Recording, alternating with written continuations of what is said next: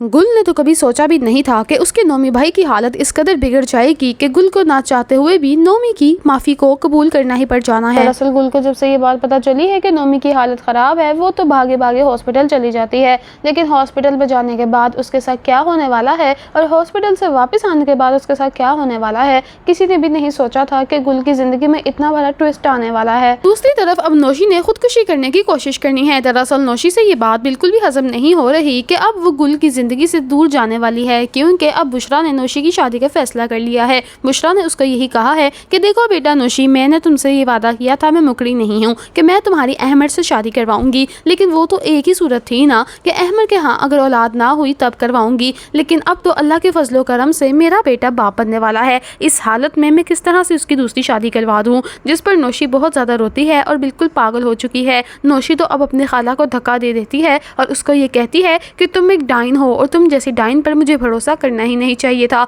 जिस पर बुशरा कहती है नौशी बस कर दो, मैं जानती हूँ कि तुम्हें दुख पहुंचा है और इंतहा से ज़्यादा तुम्हें सदमा भी लगा है, लेकिन इसका ये मतलब नहीं है कि तुम्हारे दिल में और ज़ुबान पर जो जो आएगा तुम बोली जाओगी। ज़रा तुम्हें बड़े छोटों का लिहाज नहीं रहा। जिस पर वो कहती है हाँ डाइन, मुझे किसी का लिहाज नहीं रहा, दफ़ा हो जाओ यहाँ से, तुमने मेरी पूरी ज़िंदगी बर्बाद कर दी है, देखना सुखी तुम भी नहीं रहोगी। और रही बात उसकी बेटे की, तो मैं तुम्हारे बेटे का बेटा मार दूंगी, मैं अहमद को कभी भी बाप नहीं बनने दूंगी। जिस पर बुशरा इसके मुंह पर थप्पड़ मारती है और कहती है कि खबरदार, जो तुमने मेरे अहमद का नाम लिया, तुम किस किस्म की लड़की हो, तुम्हारी शादी नहीं हो पाई अहमद से तो तुम क्या मेरे बेटे को बददुआएं दोगी। जिस पर नौशी कहती है कि मैं बददुआएं नहीं दे रही, मैं बता रही हूँ कि मैं मार दूंगी इन सबको। खैर इनके घर तो अब हर रोज ही तमाशा लगने लग जाता है। दूसरी तरफ अब गुल जाती है हॉस्पिटल में, तो वहाँ पे नुमान की हालत देख कर गुल बहुत ज्यादा रोती है। नुमान देखता है अपनी बहन को तो बहुत ज्यादा रोता है और कहता है कि गुल देखो मेरा क्या हाल हो गया है। जिस पर गुल कहती है भाई आपके साथ ये सब कुछ कैसे हो गया। जिस पर नुमान कहता है कि गुल मेरे ऊपर से ट्रक गुजर गया था और मेरी दोनों टांगें कटी गई हैं।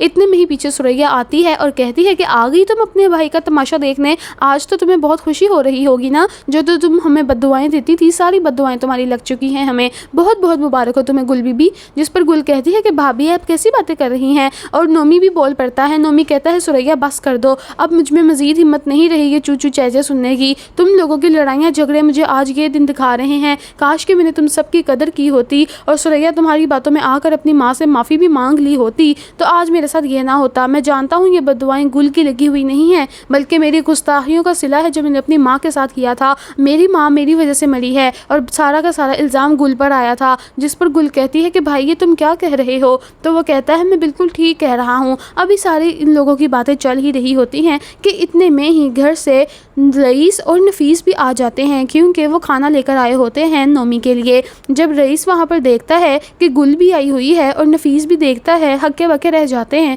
क्योंकि गुल को इन्होंने बहुत अरसे बाद देखा होता है। खैर वहाँ पर नफीस खड़ा होता है और नफीस के अब दिल में बहुत ज़्यादा मलामत है और वो ये बात तो जान चुका है कि इसके साथ भी जो जो कुछ बुरा हुआ है सिर्फ और सिर्फ गुल के साथ नाइंसाफ़ी करने की वजह से हुआ है। देखा जाए तो यहाँ पर गुल बहुत अच्छी रही है कि जिसने जो किया भर लिया बहुत जल्दी गुल के साथ बुरा करके। खैर नफीस को वहाँ पर जब गुल देखती है तो गुल कहती है कि अच्छा भाई मैं फिर किसी दिन आऊँगी आपसे मिलने के लिए, अभी मैं घर चलती हूँ। जिस पर नोमी कहता है कि गुल ठहर जाओ ना मेरे पास। गुल कहती है नहीं भाई अब मुझे चलना चाहिए। नफीस पर खड़ा हुआ कहता है कि गुल बात सुनना। जिस पर गुल कहती है कि खबरदार जो तुमने मुझसे बात करने की कोशिश की। नफीस कहता है सबके सामने कि गुल प्लीज़ रुक जाओ, मुझे माफ़ कर दो। नफीस वहाँ पर ही हाथ जोड़कर खड़ा हो जाता है और इससे माफ़ी मांगने लग जाता है कि मुझे माफ़ कर दो, मुझे तुम्हारे साथ ऐसा नहीं करना चाहिए था। मैंने तुम्हें पिंकी की खातिर छोड़ा था ना, पिंकी ने तो मुझे ऐसा चूना लगाया है कि जिसका ज़ख्म कभी भर ही नहीं सकता। पिंकी के कहने पर मैंने सब कुछ किया और आज मेरी ज़िंदगी में कुछ भी नहीं रहा, वो सब कुछ लेकर भाग गई है। जिस पर गुल कहती है कि अगर पिंकी तुम्हारा सब कुछ लेकर भाग गई है ना तो मुझे मत बताओ, मैं तुम्हारी कुछ नहीं लगती, मेरा तुमसे कोई ताल्लुक नहीं है, अपने रोने धोने अपने तक रखो। ये कहकर गुल चली जाती है और नफीस पीछे हक्का बक्का हाथ जोड़ के खड़ा ही रह जाता है। खैर अब घर जाती है तो घर पे तो एक और तमाशा लगा हुआ है और वो तमाशा ये है कि अहमद की माँ बुशरा बहुत ज़्यादा बरहम हो गई है कि गुल पता नहीं कहाँ चली गई है। अहमद कहता है कि हाँ उसने मुझे बताया था कि वो अपने नोमी भाई से मिलने जा रही है। खैर वो कहती है अब नोमी को क्या तकलीफ़ हो गई है। तो फिर अहमद बताता है बुशरा को कि नोमी का बहुत बुरा एक्सीडेंट हुआ था और गुल ने मुझे सारा कुछ बताया है। खैर इतने में ही गुल जब घर आती है तो फिर अहमद अब इतना बदतमीज़ी करता है अपनी माँ के कहने पर गुल से और ये कहता है कि गुल तुम्हें नहीं जाना चाहिए था अपने भाई से मिलने के लिए। ये वही भाई है ना जिसने तुम्हारी ज़िंदगी को ख़राब कर रखा था और ये वही भाई है ना जिसने तुम्हारे से अपनी माँ की ज़िंदगी में ही सारे ताल्लुक तोड़ दिए थे। तो तुम भी کیوں گئی تھی ملنے؟ گل کہتی ہے کہ دیکھو احمر، اگر میں ملنے چلی بھی گئی تو کیا ہو گیا، ان کی حالت اتنی زیادہ خراب ہے اور میرے دل کو کچھ ہو رہا ہے، میں چاہتی ہوں کہ ان کے لیے کچھ کروں۔ جس پر احمر کہتا ہے کہ گل تم ابھی فی الحال یہ کرو کہ تم اپنی بچے کی بہت زیادہ فکر کرو، ہمارے ہونے والے بچے کی صحت کے لیے بالکل بھی اچھا نہیں ہے کہ تم اتنی زیادہ ٹینشنز لو۔ جس پر گل تو سمجھ آتی ہے کہ احمر کی سوئی جہاں پہ اڑی ہوئی تھی ابھی بھی وہیں اڑی ہوئی ہے۔ خیر، اب آنے والی ایپیسوڈ میں چند ماہ بعد اب گل کے گھر ایک اور بیٹا پیدا ہو جانا ہے اور ان سب نے بہت زیادہ خوش ہونا ہے، لیکن اس بیٹے کی خوشی نوشی کو بالکل بھی ہضم نہیں ہونے والی۔ نوشی نے تو وہاں پر ہی اپنی نس کاٹ لینی ہے اور خودکشی کر کے مر جانا ہے، لیکن احمر کو پھر بھی کوئی فرق نہیں پڑے گا کیونکہ وہ تو شروع دن سے ہی گل سے محبت کرتا تھا اور گل سے ہی محبت کرتا رہے گا۔ دوستوں، امید کرتی ہوں آپ کو میری آج کی ویڈیو پسند آئی ہے۔ اگر آئی ہے تو ضرور میری ویڈیو کو لائک، شیئر، کمنٹ کرنا مت بھولیے گا، اور ہاں، کمنٹ میں اپنی بھی رائے دیجیے کہ آپ کو اس ڈرامہ سیریل کے اگلی سٹوری میں کیا لگ رہا ہے ہونے والا ہے۔ ملتی ہوں آپ سے نیکسٹ ویڈیو میں، اسی لیے نیکسٹ ویڈیو کے لیے آپ ہمیں سبسکرائب کر لیجیے، ورنہ تو آپ گم ہو جائیں گے، پھر کہاں ڈھونڈتے پھریں گے میرے چینل کو۔ اللہ حافظ۔